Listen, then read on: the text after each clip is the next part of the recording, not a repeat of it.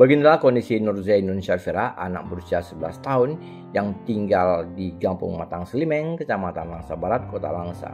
Syafira diketahui mengidap penyakit hidrosefalus sejak usia 9 bulan dan mengalami kelumpuhan hingga saat ini. Sementara itu sang kakak Afni Novita menjelaskan kondisi ini bermula saat Syafira mengalami kejang demam atau step usai mendapat suntikan saat bayi. Kini adiknya tidak bisa hidup normal seperti anak-anak lain seumurannya.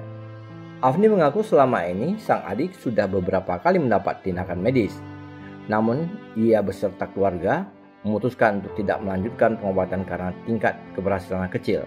Saat ini sang adik hanya dapat berharap dan bergantung pada pemberian makanan tambahan atau PMT serta kontrol kesehatan rutin dari puskesmas setempat. Afni berharap adanya bantuan dari pemerintah setempat untuk menjalani kehidupan sehari-hari.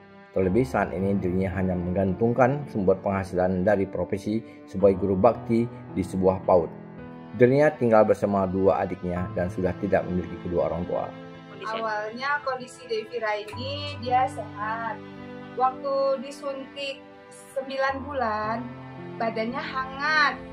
Terus di situ setelah disuntik dia panas badannya. Step. Kami berobat terus sampailah dia kondisinya kayak gini udah mau 12 tahun.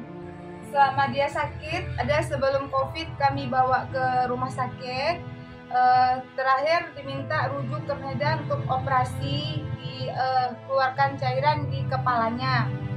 Cuman kondisi kami tanya kemungkinan sembuhnya itu berapa persen, sedikit persennya. Makanya kami tidak melanjutkan untuk mau mengoperasinya. Dari Langsa, Selina Novita melaporkan untuk Hujan TV Aceh.